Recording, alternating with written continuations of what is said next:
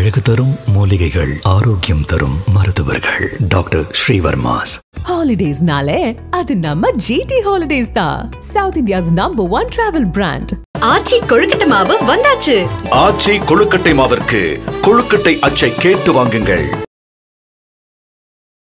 ஏன் மரணம் வருதுன்னா நம்ம உயிர் நல்ல அற்புதமாக வந்துச்சு. இப்போ இந்த ஓட்டைகளை எப்படி அடைக்கிறது, எதனால எல்லாம் இந்த ஓட்டை பெருசாகுது, எப்படி தண்ணி போகுது வெளியில் அப்படின்னு ஐயா பார்க்குறாரு. அப்போ இந்த குணங்கள் தான் அடிப்படையாக இருக்கிறது.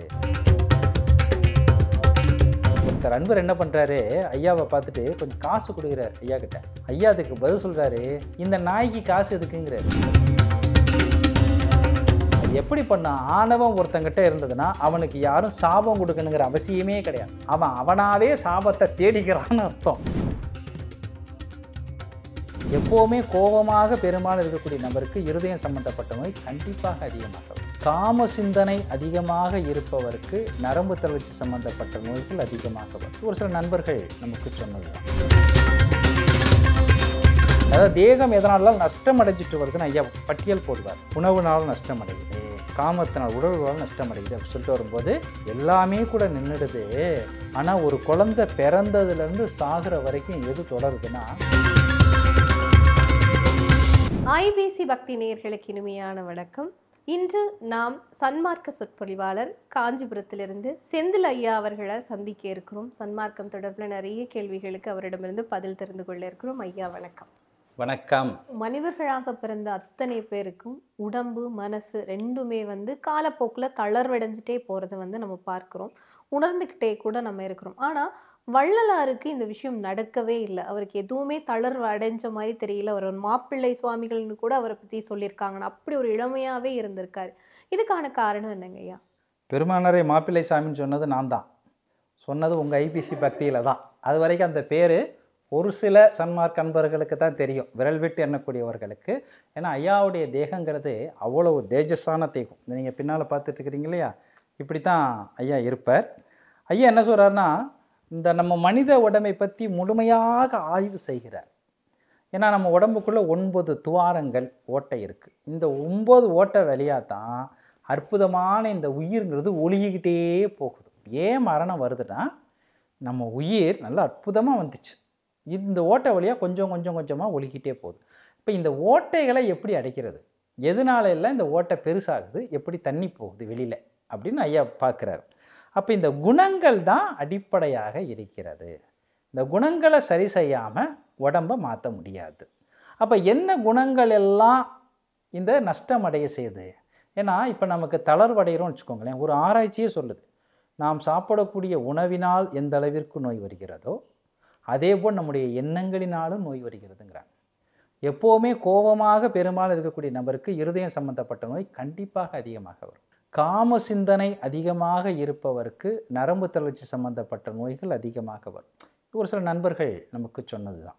அப்போ இதையெல்லாம் பார்த்துட்டு பெருமாள் என்ன சொல்கிறார், தளர்வு அடையாமல் இருக்கணும்னா என்ன பண்ணணும்னு பிள்ளை பெரு விண்ணப்பம். இதில் இந்த பிள்ளை பெரு விண்ணப்பம், பிள்ளை சிறு விண்ணப்பம், இந்த 2 பாடல்களும் பெரும்பாலும் பெருமானாருடைய அனுபவ பாடல்களும் உள்ளே வரும், நமக்கான அறிவுரை பாடல்களும் சேர்ந்து வரும். அவர் சொந்த அனுபவத்தையும் சில பாட்டில் கொடுப்பார். அவர் பசியோடு இருந்தார், இறைவன் வந்து எழுப்பினாங்கிறதையும் சொல்லுவார், மற்றவர்களுடைய குணங்களையும் சொல்லுவார். அதில் ஒரு பாடலில் அற்புதமாக சொல்கிறார் ஐயா, கோபமே வருமோ. பாருங்கள், நான் சிவப்பு திரை சொன்னேன்ல, எடுத்த ஒன்று அதை தான் கொண்டு வந்து வைக்கிறார். கோபமே வருமோ, காமமே வருமோ, கொடிய மோகங்களே வருமோ. பாருங்கள், மோகங்கள்ன்றார், பழச அதிகமாக்கிட்டார்.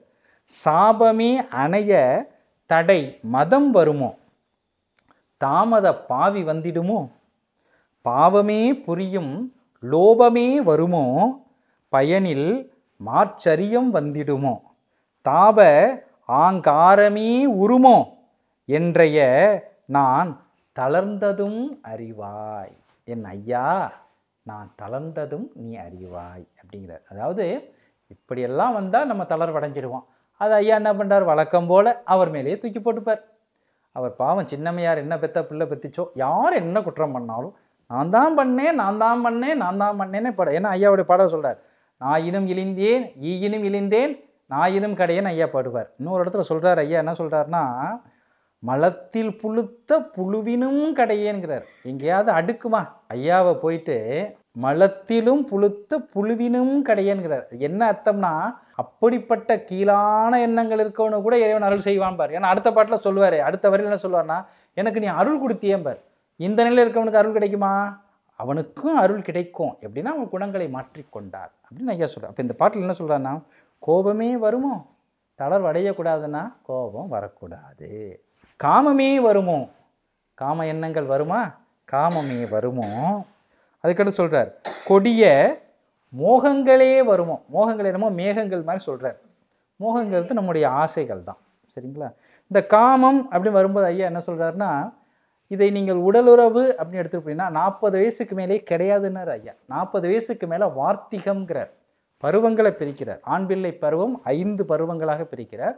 அதில் கடைசி பருவமாக வார்த்திகத்தை வைக்கிறார். 40க்கு மேலே வார்த்திகம்ன்றார். 40 வயசு தாண்டிட்டா வயசானவன்னு அர்த்தம். இப்போ நான்லாம் 47 வயசு, உண்மையாக நான்லாம் வயசானவன் தான். 40 வயசுக்கு மேலே இந்த உடலுறவும் கிடையாது. அதாவது தேகம் எதனால நஷ்டம் அடைஞ்சிட்டு வருதுன்னு ஐயா பட்டியல் போடுவார். உணவுனால் நஷ்டம் அடையுது, காமத்தினால் உடலுறவால் நஷ்டம் அடையுது அப்படின்னு சொல்லிட்டு வரும்போது எல்லாமே கூட நின்றுடுது. ஆனால் ஒரு குழந்தை பிறந்ததுலேருந்து சாகிற வரைக்கும் எது தொடருதுன்னா உணவு தொடருது. பிறக்கும்போது அம்மா பால் கொடுக்குறா, கடைசியில் படுத்துட்டு இருக்கும்போது பேரம்பத்திலாம் கூப்பிட்டு பாலை ஊற்று பாலை ஊற்று பாலை ஊற்றுன்னு பாலை ஊற்றுறாங்க. அப்போ இந்த உணவுனால தான் இந்த தேகம் எப்படியெல்லாம் நஷ்டம் அடையுது. எந்த உணவை சாப்பிடணும், எந்த உணவை சாப்பிடணும், அதை ஏற்கனவே நான் சொன்னேன் ஐபிசி பக்தியில். நான் சொன்னவங்களுக்கு நிறையா பேர் எனக்கு நல்ல விமர்சனம்லாம் கொடுத்தாங்க, நிறையா திட்டினாங்க. அது ஐயா சொன்னதை தான் நம்ம சொல்கிறோம். அதாவது தேகம் நஷ்டம் அடையக்கூடாதுக்காக ஐயா சொன்னார். சரிங்களா? அப்போ ஐயா என்ன சொல்கிறாரு, மோகங்களே வருமோ, ஆசைகள் நிறையா வருமா. அதுக்கப்புறம் சாபமே அணைய தடை மதம் வருமோ. மதம்னா இந்த இடத்துல மதம் அப்படிங்கிறது கிடையாது, ஆணவம். அது எப்படி பண்ணா, ஆணவம் ஒருத்தங்கிட்ட இருந்ததுன்னா அவனுக்கு யாரும் சாபம் கொடுக்கணுங்கிற அவசியமே கிடையாது. அவன் அவனாவே சாபத்தை தேடிக்கிறான்னு அர்த்தம். அது என்ன சொல்ல, சாபமே அணைய கட்டி பிடிச்சிக்கிடுமா. ஆணவம் எவங்கிட்ட இருக்கோ அவனை சாபம் கட்டி பிடிச்சிக்கிடும். சாபமே அணைய தடை மதம் வருமோ, தாமத பாவி வந்திடுமோ. எதை சொன்னாலும் அப்புறம் செய்கிறேன், நாளைக்கு செய்கிறேன், நாளன்னைக்கு செய்கிறேன், நீ அடுத்த கணம் இருப்பியான்னு தெரியும். ஐயா சொல்வார், இந்த உடல் மல உடல் அடுத்த நிமிஷம் இருக்குமான்னு யாருக்கும் தெரியாது. வருகணத்தில் வாழ்ந்திடுவோம், அடுத்த செகண்ட் வாழுமான்னு தெரியாது அப்படின்னு. ஆனால் இவங்க சொல்லுவாங்க, அதானே வச்சுட்டு போங்க, நாளைக்கு நான் பார்த்து சொல்கிறேன், முடிஞ்சு போச்சு. இந்த தாமதம் என்பது பாவிங்கிறார் ஐயா. தாமத பாவி வந்திடுமோ, பாவமே புரியும் லோபமே வருமோ. லோபம்னா கருமித்தனம். ஒருத்தர் உங்ககிட்ட கேட்டு இங்கே கொடுக்கலைன்னா என்ன வரும்னா பாவம் வரும். கொடுத்தா உங்களுக்கு என்ன வரும், புண்ணியம் வரும். ஒருத்தர் கேட்டு நீங்கள் கொடுக்கலைன்னா பாவம் வரும். அவரை பற்றின ஆராய்ச்சியெல்லாம் உங்களுக்கு தேவையில்லை. அவர் ஒரு 10 ரூபாயை வாங்கிட்டு போயிட்டு அவர் என்ன பண்ணிட்டு போகிறார், அதை பற்றின ஆராய்ச்சியெல்லாம் உங்களுக்கு வேண்டாம். கேட்டால் நீங்கள் கொடுக்க வேண்டும், கொடுக்கவில்லை என்றால் பாவம் வரும். நான் சொல்லலை, வள்ளலார் சொல்லியிருக்கிறார். பாவமே புரியும் லோபமே வருமோ, பயனில் மாச்சரியம் வந்திடுமோ. பயனில்னா பயன் இல்லாத அப்படின்னு அர்த்தம். மாச்சரியம்னா பொறாமை. பொறாமை வருமா, பொறாமை வந்தாலும் எல்லா தேகத்தை நஷ்டமடையத்தான் செய்யும். பயனில் மாச்சரியம் வந்திடுமோ, தாப ஆங்காரம் உருமோ. இது ஆணவத்தையும் தாண்டினது இந்த ஆங்காரம். எதுவாக இருந்தாலும் அது ஐயா சொல்கிறார், ஆங்காரங்கிறத பேயும் பாரு. ஆங்கார பேய் பிடிச்சு ஆடுறான். பேயை விரட்டுறது கஷ்டமான காரியம் இல்லையா, பேயின்னு ஒன்று இல்லை, அது வேறு விஷயம். ஐயா சொல்கிற ஒரே பேய் எல்லாருக்குள்ளேயும் இருக்குது, எல்லாத்தையும் வச்சு ஆட்டிக்கிட்டு இருக்கு. என்ன பேய்னா மனசுங்கிற பேய். ஐயா மனசை தான் பேயின்னு பல இடத்துல சொல்லுவார். அப்போ தாப ஆங்காரமே வருமோ என்ற ஐயா, ஐயாவுக்கு சொல்ல ஐய அப்படிம்பார் ஐயா. இந்த ஐய அப்படிங்கிறதுக்கும் ஐயா அப்படிங்கிறதுக்கு என்ன வித்தியாசம்னா, இப்போ நீங்கள் எனக்கு பக்கத்தில் இருக்கீங்கன்னு வச்சுக்கோங்களேன், என்ன சொல்லுவேன், அம்மா இங்கே வாங்கம்மா அப்படின்னு சொல்லுவேன். தூரமாக இருக்குன்னா அம்மா இங்கே வாங்கம்மா அப்படின்னு கூப்பிடுவார். இப்போ இறைவன் என்கின்றவன் எங்கே இருக்கான், உள்ளே இருக்கான். ஐயா சொல்வார் ஐய, ஐயான்னு கூட சொல்ல மாட்டார், ஐய அப்படிம்பார். இது நிறைய பாடலை சொல்வார். இதெல்லாம் வந்து ஆனால் அனுபவிச்சா புரியும். நிறைய பேர் அது ஐயான்னு படிச்சுட்டு போயிடுவாங்க. அது ஐயா கிடையாது, ஐய என்ற ஐய நான் தளர்ந்ததும் அறிவா, இதனாலெல்லாம் நான் தளர்வடைஞ்சேன்ப்பா, அது உனக்கு தெரியுமே அப்படி சொல்கிறார். ஐயா தளர்வடையவில்லை, ஏன்னா அவருக்கு எதுவுமே கிடையாது. 5 வயதிற்கு முன்பாகவே வாலிப பருவம் தொடங்குவதற்கு முன்னரே இறைவன் ஒருவன் தான் என்பதை என் உள்ளகத்திலிருந்து அறிவித்தருளினேன் ஐயா கைப்பட எழுதின விண்ணப்பத்தில் எழுதிட்டார். இப்போ 5 வயசுக்கு முன்னாடியே தெரிஞ்சவருக்கு காமம் எது, கோபம் எது, எதுவுமே கிடையாது. 9 வயதில் இறைவனால் ஆட்கொள்ளப்பட்டவர், 12 வயதில் உறங்கிக் கொண்டிருக்கும் போது இறைவனால் எழுப்பப்பட்டு நல் யோகம் ஞானம் புரிந்தவர், தன்னுடைய வாழ்நாளில் ஒரு பொழுதும் பணத்தின் மீதோ மற்ற பொருள்களின் மீதோ ஆசை என்பதையே இல்லாதவர். ஒருத்தர் அன்பர் என்ன பண்ணுறாரு, ஐயாவை பார்த்துட்டு கொஞ்சம் காசு கொடுக்குறார் ஐயா கிட்ட. ஐயா அதுக்கு பதில் சொல்கிறாரு, இந்த நாய்க்கு காசு எதுக்குங்கிறார். இந்த நாய்க்கு காசு எதுக்கு, எனக்கு எதுக்கு நீ காசு கொடுக்குற, காசே எனக்கு வேணாம் அப்படின்னார். ஐயா இன்னொரு பாட்டில் சொல்வார், இந்த பிள்ளை பேர் விண்ணப்பத்தில் தான் வரும், நான் படைத்த பணங்கள்னா ஐயா சென்னையில் இருக்கும்போது சொற்பொழிவு போய் பேசுகிறார். பேசும்போது அவங்க என்ன பண்ணுறாங்க, சொற்பொழி முடிஞ்சவொடனே பாராட்டி பூ பழம்லாம் வச்சு காசு கொடுக்குறாங்க. அந்த காசை எடுத்துகிட்டு வரும்போது அதை தொடுறதுக்கு அருவறுப்பு பட்டு கிணத்துலையும் கேணிலையும் எரிஞ்சிட்டு வந்தாராம் அந்த காசை தொடுறதுக்கு. ஏன்னா இதனாலையெல்லாம் ஆசை வந்துடும், அகங்காரம் வந்துடும். அப்போ பெருமானாருடைய வாழ்வியல் எப்படிப்பட்ட வாழ்வியல் பாருங்கள். ஏன் பெருமானார் தளர்வடையலை, நம்ம ஏன் தளர்வடைகிறோம்னா கோபத்தால், காமத்தால், மோகத்தால், கருமித்தனத்தால் எல்லாத்துலேயும் நம்ம தளர்வடைஞ்சிக்கிட்டே இருக்கிறோம். இப்போ சுத்த சன்மார்க்கம்னு ஐயா சொல்ல வர்றதே முதல்ல நம்ம உட்காந்து நம்மளை ஆராய்ச்சி பண்ணணும். நாம் யார், நான் செந்தில் கிடையாது, நான் ஆன்மான்னு சொல்லிட்டார். நான் ஆன்மாவை எப்படி உணர்றது, என்னெல்லாம் எனக்கு குணங்கள் இருக்குது, எதெல்லாம் என்னை விட்டு போகணும், எதெல்லாம் எனக்குள்ளே வரணும், யார் என்னையை பற்றி என்ன சொன்னாலும் எனக்கு அதை பற்றி கவலை இல்லை. ஐயா தெளிவாக சொல்கிறார், மற்றவர்கள் ஏளனம் செய்வார்கள், நீங்கள் அதை பற்றி கவலையே படக்கூடாதுன்னு சொல்கிறார். ஒரு சின்ன குழந்தையை வழிநடத்தி அழைத்தி செல்வதை போல் ஐயா எல்லாத்தையும் கொடுக்குறார். பண்ண வேண்டியதெல்லாம் ரொம்ப எளிமையான தமிழ். ஐயா கை கொண்டுள்ள தமிழ் பெருமானார் அருட்பாவை எழுதும் போதெல்லாம் மணிப்பிரவாக நடைமுறை தான் இங்கே இருந்தது. அதாவது தமிழும் வடமொழியும் கலந்து தான் பெருமானார் பாடல்கள் எழுதுவாங்க. பெருமானாருடைய முதல் பாடல் பரசிவம் சின்மயம், இந்த பாடலில் மட்டும்தான் அந்த நடை வரும். முதல் திருமணில் முதல் பாட்டு இறைவணக்க பாடலாக வரும். வடமொழியில் ஆரம்பிப்பார், வடமொழியும் தமிழும் சேர்த்து கொண்டு வருவார், கடைசியில் தூய தமிழில் கொண்டு வந்து நிறுத்துவார். அதன் பிறகு பார்த்தீங்கன்னா இப்போ இந்த பாட்டெல்லாம் பாருங்கள், இந்த பாட்டை படிக்கிறதுக்கு யாரும் சொல்லணுன்னே அவசியம் கிடையாது. ரொம்ப எளிமையான பாடல்கள் ஐயா கொடுத்துருக்குறாங்க.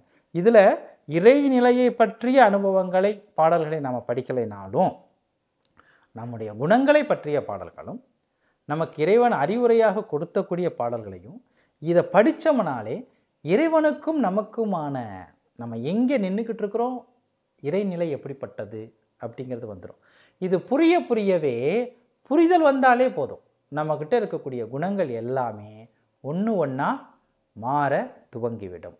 அதை நாம் நிச்சயமாக அனுபவிக்கலாம். படித்து கேட்டு புரியாத பல விஷயங்கள், தவத்தின் மூலமாக கிடைக்கிற இறை அனுபவங்கள் அப்படின்னு சொல்லி பல விஷயங்களை இந்த நேர்காணலில் நீங்கள் கூடவே இருந்து எனக்கும் இதை பார்த்து கொண்டிருக்கிற பல மக்களுக்கு வந்து தெரிவிச்சிருந்தீங்க. இந்த நேரத்துக்கும் நேர்காணலுக்கும் இந்த விஷயங்களெல்லாம் பேசுகிறதுக்கு அனுமதி அளித்த வள்ளலார் பெருமானுக்கும் நன்றியை இந்த தருணத்தில் தெரிவித்துக் கொள்கிறேன். நன்றிங்க. நன்றி. ஐபிசி பக்தி வாயிலின் வாயிலாக தமிழ்நாட்டில் மட்டும் இல்லை, இந்தியாவில் மட்டும் இல்லை, போன வருடம் மே மாதம் நான் பேச ஆரம்பித்தேன். நீங்கள் ஒரு 3 முறை எடுத்து அதை நிறைய பதிவுகளாக போட்டிருந்தீங்க.